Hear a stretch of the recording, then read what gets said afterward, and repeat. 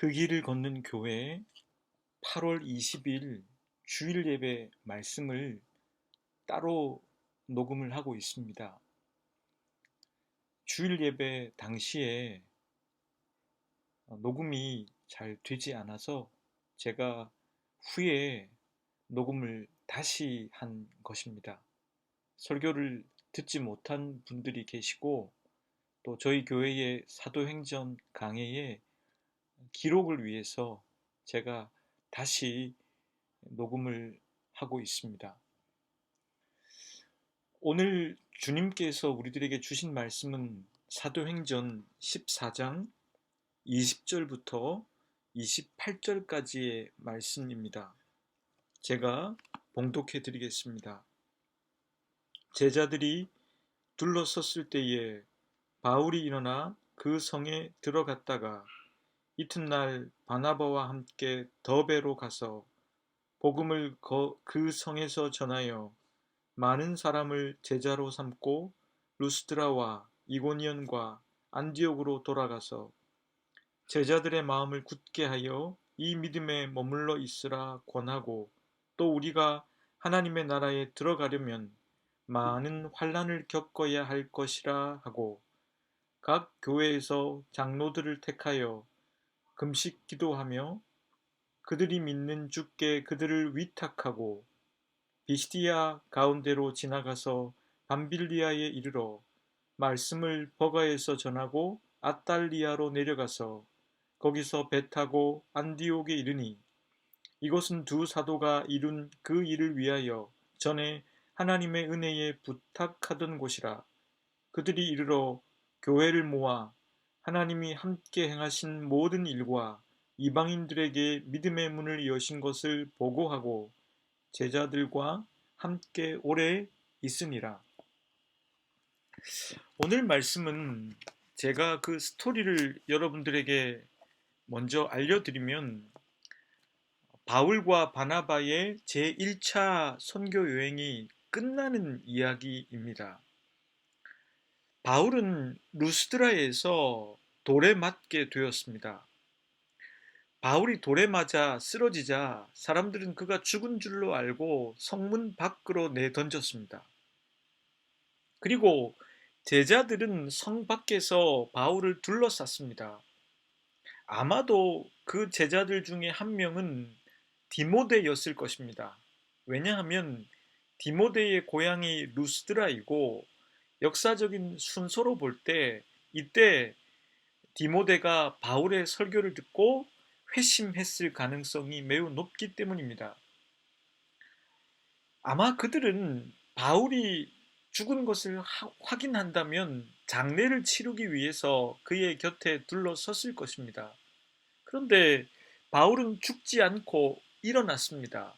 그리고 그는 다시 성으로 들어갔고 더베라고 하는 지역으로 가게 됩니다.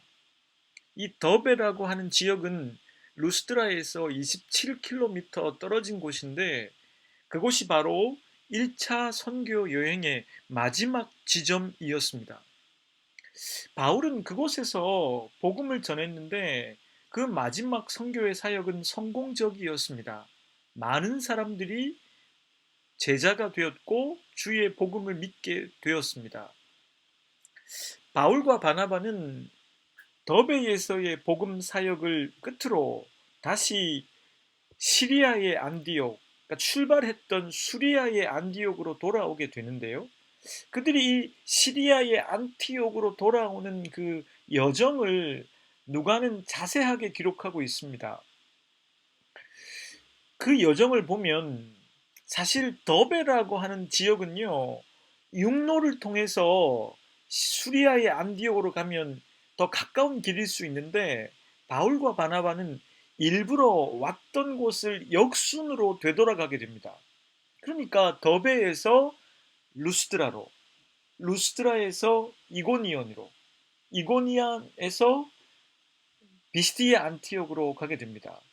이렇게 이 비시디아 안디옥 그리고 이고니온, 루스드라 이 세 군데를 일컬어서 갈라디아 지역이라고 합니다. 여러분, 나중에 나오는 바울이 쓴 편지에 갈라디아서가 있지요. 그 갈라디아서는 바로 이 세 교회를 향하여 쓴 편지입니다. 바울은 그 세 교회를 차례로 방문했습니다. 다시 찾은 것이죠. 다시 찾아서 바울이 무슨 일을 했는지 기록하고 있는데, 첫 번째는 주님을 믿는 사람들이 마음을 굳게 믿고 믿음에서 떨어지지 않고 믿음에 머물러 있기를 권했습니다. 바울은 하나님의 나라에 들어가려면 많은 환난을 받아야 한다고 일러 주었습니다.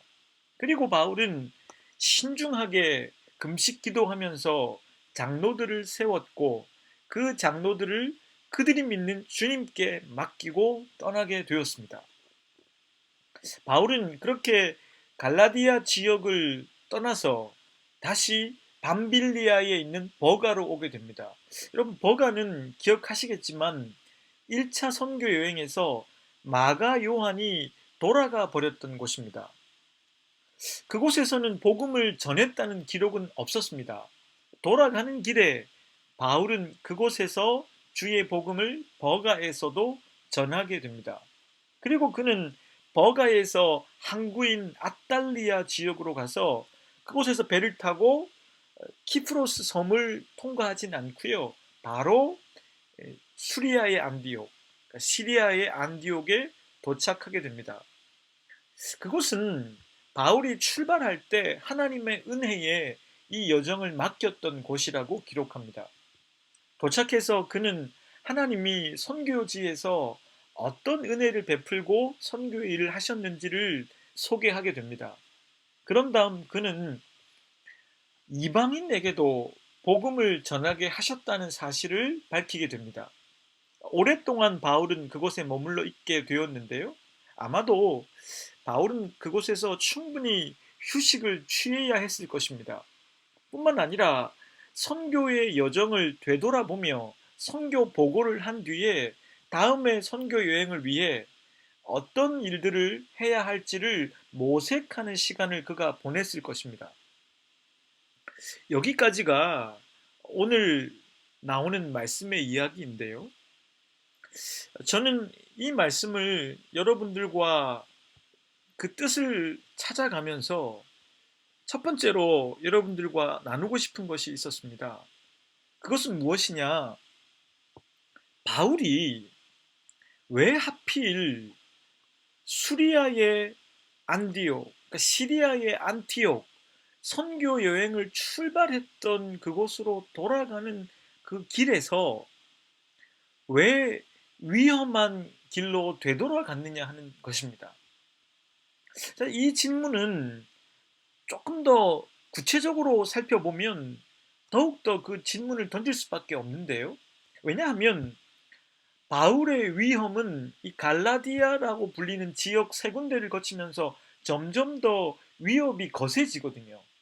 처음 갔던 비시디아 안디옥에서는 귀부인들을 선동해서 귀부인들의 남편들의 힘을 이용해서 바울과 바나바를 내쫓아 버렸습니다. 추방한 것이죠. 근데 그 다음으로 갔던 이고니온에서는 관리들과 힘을 합해서 바울과 바나바를 돌려치려고 했습니다. 그래서 루스드라로 이동했는데 루스드라에서는 정말 돌을 던지게 됩니다. 그러니까 바울이 당하고 있는 이 위협은 갈라디아 지역을 거치면서 좀 더 거세지고 더 한층 쇠졌던 것이죠. 근데 바울은 그걸 역순으로 되돌아갔습니다. 그러니까 돌로 친 지역부터 본인을 추방한 지역까지 가게 된 것이죠. 그렇다면 바울은 왜 이렇게 위험을 감수했느냐는 질문을 던질 수밖에 없습니다. 바울은 무모했던 걸까요? 아니면 용기를 낸 것일까요? 또 이 질문을 할 수밖에 없는 건 지도를 보시면 좀 쉬운데요. 제가 지금 지도를 여러분들에게 보여드리지 않고 말로 설명을 해야 하는데, 사실은 종착점이었던 더베라고 하는 지역에서 보면 오른쪽으로 육로로 이동하면은 시리아의 안티오까지 더 효율적인 길이었습니다. 그러니까 굳이 갈라디아 지방을 건너 소아시아 지역을 건너서 버가로 가서 배를 타고 또 해안길로 시리아의 안디옥으로 돌아갈 이유가 없었다는 것이죠. 그렇게 놓고 보면 바울은 왜 더 위험하고 더 먼 길을 돌아서 다시 1차 선교 여행의 지점들을 방문했는가 하는 것입니다. 저는 이 질문을 던져놓고 스스로 한번 이걸 공감적으로 이해하기 위해서 생각을 해본 적이 있습니다. 그 생각을 해보다가 이런 상상을 해본 적이 있습니다. 폭풍우가 치는 밤입니다. 긴급 재난 문자가 와서 가급적 외출을 자제하라는 그런 메시지를 받게 됩니다. 그리고 뉴스를 보면 바깥이 폭풍우가 쳐서 사고들이 가득한 장면을 보게 됩니다. 저는 밖에 나갈 수 없겠다고 생각하게 되는데 저희 아이가 아픕니다. 열이 펄펄 끓고 누가 봐도 이건 응급 상황이 된 것 같은 상황이 닥칩니다. 그럼 저는 어떻게 할까요? 폭풍우 치는 밤이고 밖에 나가는 건 위험하기 때문에 가지 않을까요? 그렇지 않을 것입니다. 어떻게든 빨리 운전을 해서 소아 응급실이 있는 병원으로 향할 것입니다. 그러니까 바울과 바나바가 위험을 무릅쓰고 그리고 한참을 또 돌아서 가야 하는 그 길을 갔다는 건 그렇게 할 수밖에 없는 보다 더 중요한 가치를 지닌 일이 있었다는 의미일 것입니다. 그것이 과연 무엇일까? 저는 그것을 생각해 보기 위해서는 바울이, 바나바가 그 갈라디아 지역에서 구체적으로 무슨 일을 했는지를 살피면 되겠다고 생각했습니다. 구체적으로는 두 가지의 일을 했는데요. 첫 번째는 오늘 본문에서 보시면 바울은 마음을 굳건하게 먹으라고 갈라디아 교회들에게 권면합니다. 마음을 굳건하게 먹으라는 건 바울이 간 뒤에 있을 일들을 바울이 예견하고 있는 것이죠. 왜냐하면 바울도 예수님의 복음을 믿지 않는 사람들 때문에 핍박과 또 어려움을 겪게 되지 않았습니까? 그러니까 바울이 떠난 뒤에 예수님을 믿기로 선택한 사람들은 마음의 각오를 해야 하는 것이죠.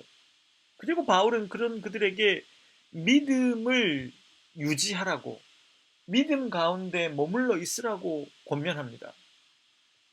우리가 몇 주 전에 믿음이라고 하는 건 하나님의 은혜를 믿는 것이 믿음이라 그랬습니다. 이 말은 우리가 하나님을 믿는 것 같지만 우리의 선택과 의지가 아니라 하나님께서 우리에게 베풀어 주신 이미 이루어 주신 일들을 통하여 우리가 하나님을 믿게끔 하시는 게 하나님의 은혜라고 말씀드렸습니다. 여러분, 이건 이렇게 설명할 수 있겠습니다. 하나님은요, 우리가 하나님을 알 수 있도록 예수님을 믿지 않는 사람들도 일반 은총을 주셨습니다. 그래서 자연 만물을 통해서, 천지 만물을 통해서 우리는 하나님을 볼 수 있고 느낄 수 있습니다. 뿐만 아니라 예수님을 믿든 안 믿든 우리 마음에 양심의 가책을 주셔서 우리가 그 양심의 가책을 따라 선에 이를 수 있게 하셨습니다. 이런 것들은 하나님 주신 일반 은총이죠.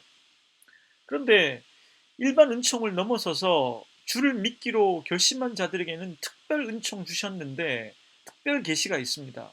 그게 바로 성경 말씀이죠.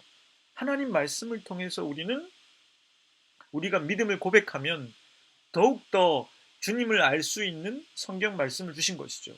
그리고 특별 계시 중에 가장 완벽한 계시를 주셨는데 그것은 바로 예수 그리스도이십니다. 그분은 말씀이 육신이 되신 것이죠. 그 말씀이 육신이 되셔서 우리 가운데 거하심으로 우리가 그 진리와 은혜를 보게 된 것이죠. 그러니까 우리가 믿음에 머문다는 건, 믿음에 머물러 있어야 한다는 건 바로 이 일반 은총과 성경 말씀과 또 가장 완벽하게 보여주신 예수 그리스도를 믿는 믿음을 굳건하게 가져가라는 것입니다. 왜일까요? 바울이 나중에 1차 전도 여행을 마치고 소식을 듣게 됩니다. 갈라디아서에 나오는데요. 이 갈라디아 지역에 다른 복음이 퍼지고 있다는 걸 듣게 됩니다. 그래서 바울은 2차 전도 여행을 하면서 갈라디아서를 집필하게 됩니다. 그 내용을 보면 하나님의 은혜가 아니라, 예수 그리스도의 은혜가 아니라 할례를 받아야 하고 율법을 준수해야만 구원을 받는다는 가짜 복음이 이 갈라디아 교회에 퍼지게 된 것을 바울이 듣고 이 편지를 쓰게 됩니다. 하나님의 은혜를 믿는 게 믿음인데, 이 가짜 복음이라고 하는 것들은 결국 인간이 할례를 받아야만 하고 율법을 지켜야만 구원에 이르는 것처럼 우리에게 말하게 되는 것이지요. 바울이 갈라디아서에서 주장합니다. 만약에 그렇다면 예수 그리스도는 헛되이 죽은 것이다. 그 정도로 바울은 믿음에 굳게 서 있기를 요청했던 것입니다. 뿐만 아니라 바울은 이 믿음에 굳게 서 있기 위해서는 환난을 받아야 한다는 걸 갈라디아 교회 사람들에게 강조해 줍니다. 하나님 나라에 들어가면 너희가 환난을 받을 것이다. 여러분, 바울도 환난을 받고 있지 않습니까? 바울 자신도 환난을 받았고요. 또 우리는 믿는 사람이 된다는 건 환난이 없을 수가 없습니다. 왜냐하면 예수 그리스도께서도 좋은 씨앗과 가라지가 함께 자란다고 하셨습니다.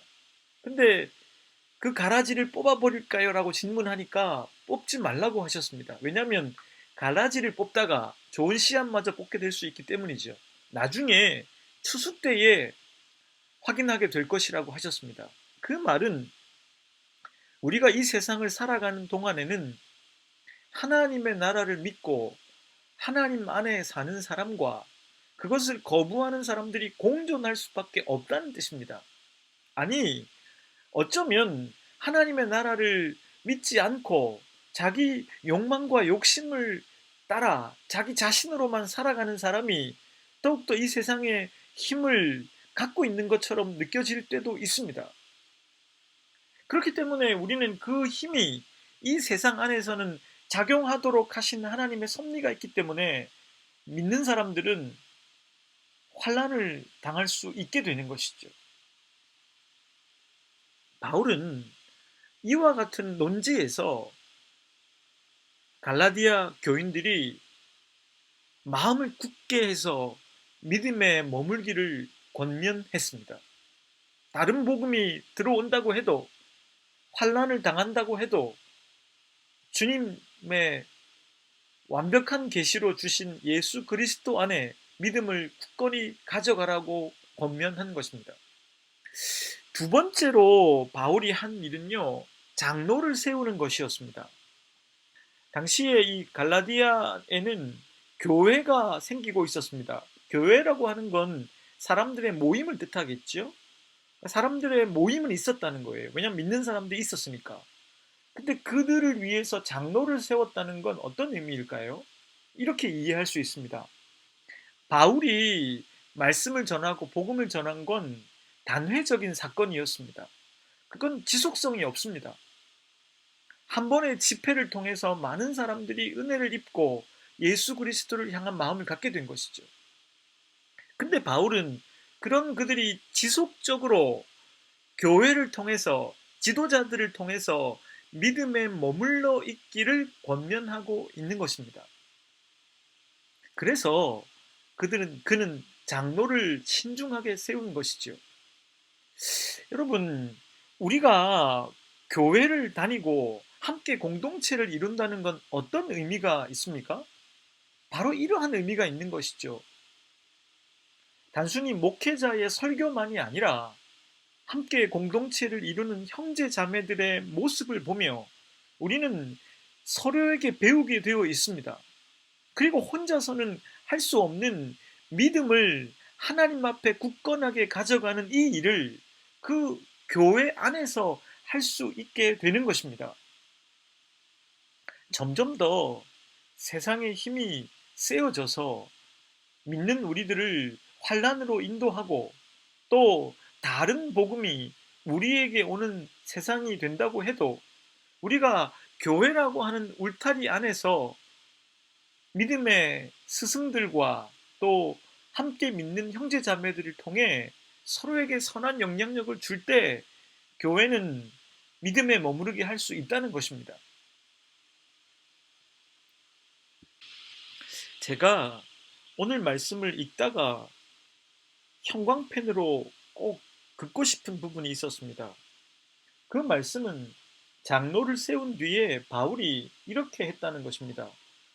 그들이 믿는 주께 그들을 위탁하고, 이 말씀을 좀 쉽게 번역하면 그들이 믿는 주께 그들을 맡겼다라고 번역할 수 있습니다.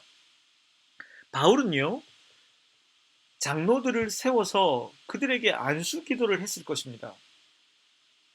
그런데 안수 기도를 했는데 바울은 그들을 온전히 주께 맡기고 있습니다. 우리가 누군가에게 안수 기도를 해서 장로님으로 장립하거나 안수 집사로 안수를 주거나 목사로 안수를 주고 나면 그 안수를 준 사람에게 영향을 받지 않을 수 없습니다. 때로는 그 사람이 그 사람을 통제하거나 또 지배할 수도 있습니다. 바울은 지금 자신이 갈라디아 지역의 교회의 장로들을 세우고 그곳에 믿음의 씨앗을 뿌렸지만 그가 그들을 향한 지배권을 갖는다든지 그들에게 영향을 주지 않겠다는 것을 선언하고 있는 것입니다. 그 장로들이 믿음을 굳게 지키기 위해서 할 수 있는 건 그들이 믿는 주님께 그들을 맡기는 것이었다는 것이죠. 우리는 이 말씀 속에서 교회가 믿음에 굳건하게 서기 위해서 무엇을 생각해야 하는지를 알 수 있습니다. 자칫 잘못하면 교회는 인간을 영웅으로 삼아 영웅주의에 빠질 수가 있습니다. 여러분, 우리가 창세기와 여호수아, 사사기 생각을 통해서 배우는 것이 있습니다. 하나님은요, 어려운 때에 이스라엘 백성들을 구원하기 위해서 사람을 세우신다는 것이었습니다. 아브라함, 이삭, 야곱, 요셉, 모세, 여호수아, 그리고 사사들. 역사의 흐름은 조금씩 바뀌었습니다. 족장의 시대가 있었고, 그리고 출애굽의 지도자의 모습이 있었고, 사사 시대가 있었습니다. 그게 어떤 모습이든 간에 똑같은 맥락이 흐르는 게 있습니다. 하나님은 연약한 인간을 통해서 당신의 백성들을 구원해내는 일을 하신다는 것입니다. 그런데 이 연약한 인간들이 하나님의 말씀과 그 구원에 충실하게 신실하게 응답하지 않는다면 하나님의 구원은 현실이 되지 않았습니다. 반대로 그 인간들이 하나님을 믿고 그 지도자들이 하나님 앞에 신실하게 응답하면 하나님의 구원은 실제로 현실이 되었습니다. 그러니까 중요한 건 그 지도자들이 아니라 그 구원을 설계하고 그 구원을 이루어 가시는 하나님의 신실하심이라는 것입니다. 그러니 교회가 잘못된 영웅주의에 빠져서 교회를 부흥시킨, 교회를 설립한 목회자를 영웅으로 만들 수 없다는 것이지요. 바울은 갈라디아 교회를 설립했지만 본인이 영웅이 되고 본인이 지배력을 행사하려고 하지 않았다는 걸 우리가 잊지 말아야 할 것입니다. 이 말씀은 이렇게 이해할 수 있습니다. 종종 영화제에서 나무 주연상을 받는 사람과 여우 주연상을 받는 사람이 주목을 받곤 합니다. 근데 그들이 수상 소감을 할 때 꼭 이렇게 말을 하는 걸 들을 수 있습니다. 이 영광을 누구누구 감독에게 돌립니다. 이 영광은 좋은 시나리오를 만들어주신 누구누구에게 돌립니다. 여러분들 왜 이렇게 말을 할까요? 저는 이 말을 들을 때마다 굉장히 이 배우가 겸손하고 그 영화가 있기 위해서 자신보다 더 중요한 것이 무엇인지를 알고 있다는 생각을 하게 되었습니다. 여러분, 영화가 시작되려면 그 영화를 기획하는 시나리오가 먼저입니다. 대부분 명장이라 불리는 감독들은요, 시나리오도 직접 쓰게 되는데요. 자신이 쓴 시나리오를 보고 이 감독은요, 하고 싶은 메시지가 있는 것이죠. 그리고 이건 이 시대에 해볼 만한 메시지라고 하는 것을 위해서 영화를 만들게 됩니다. 그리고 그 캐릭터에 맞는 사람을 캐스팅하게 됩니다. 근데 가끔 어떤 배우들이 그 캐스팅에 바빠서 실패했는데 다른 배우들이 그 작품에 맡아서 그 영화가 잘 된 얘기들도 있습니다. 저는 그걸 들을 때마다 물론 배우가 영화에 주는 역할과 영향이 있겠지만 보다 더 중요한 게 무엇인지를 깨닫게 됩니다. 배우의 어떤 역할보다는 우선은 좋은 대본, 좋은 기획 의도, 그리고 이 시대에 들려주고자 하는 메시지가 분명할 때 그 영화는 좋은 영화가 되는 것이죠. 마찬가지로 하나님께서 인간을 구원해내는 이 이야기는 어떠한 인간이 그것에 응답하지 않는다면 그 사람에게는 현실이 될 수 없습니다. 하지만 하나님은 다른 사람을 통해 그 일을 또 해내신다는 것이죠. 사사 삼손이 나실인으로서 하나님께 바쳐진 존재로서 사사의 역할을 제대로 수행하지 못하자 하나님은 다른 나실인인 사무엘을 통해서 하나님의 구원을 이루어 가시지 않으셨습니까? 이처럼 하나님은 인간이 실패하고 인간이 응답하지 않을 때 하나님의 신실한 인간을 구원하기 위한 계획을 멈추지 않으십니다.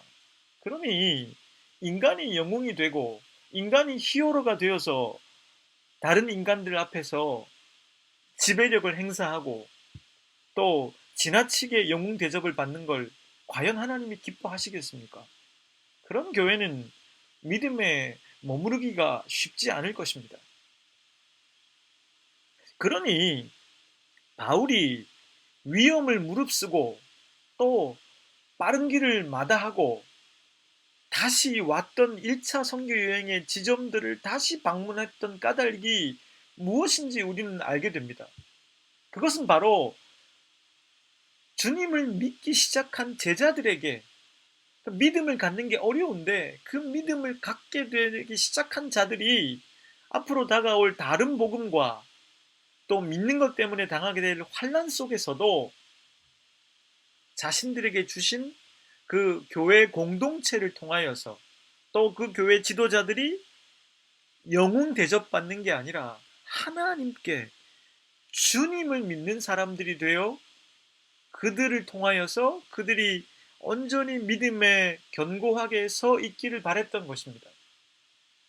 정리를 해보자면 교회는 주님이 세우신 교회의 리더와 지도자들이 어떠한 영웅을 숭배하거나 인간을 숭배하는 게 아니라 구원을 설계하시고 신실하게 이루어 가시는 주님을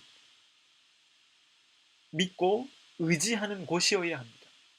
그리고 그들로 말미암아 많은 믿는 사람들이 믿는 것 때문에 당하는 어려움 속에서도 또한 다른 복음이 팽배한 가운데에서도 주님을 믿는 믿음을 견고하게 가져갈 수 있도록 서로 돕는 것이 바로 교회이어야 한다는 것입니다. 그런 의미에서 우리 중학생, 고등학생, 우리 청년들이 함께 공동체를 통하여서 또 믿음을 가져가는 것이 얼마나 중요할까 생각을 해보게 됩니다. 왜냐하면 시대가 더욱더 그 아이들이 주님을 믿기가 어려운 시대로 가고 있다고 보여지기 때문입니다. 사랑하는 형제자매 여러분, 부디 우리의 믿음이 인간 영웅이 아니라 진정한 영웅이신 구원을 설계하시고 신실하게 그 구원을 이루어 나가시는 주님께 맡기는 믿음이 되길 바랍니다. 그래서 우리가 어려움과 또 다른 복음 속에서도 주님을 믿는 믿음이 더욱더 견고해지기를 바랍니다. 함께 기도하겠습니다. 하나님, 마음을 굳게 하여 믿음에 머물러 있으라고 권면하며 하나님 나라에 들어가려면 환난을 겪어야 한다고 말했던 바울의 말이 지금 저희들이 사는 이 세상에서도 여전히 유효합니다. 그리고 장로를 세우고 그들이 믿는 주님께 그들을 맡긴 것 또한 저희들에게 유효합니다. 저희들이 좋은 씨와 가라지가 함께 있는 세상 속에서 마음을 지켜 믿음에 머물게 해 주십시오. 저희보다 더 흔들리기 쉬운 자녀들을 하나님께서 붙잡아 주십시오. 예수 그리스도의 이름으로 기도드립니다. 아멘.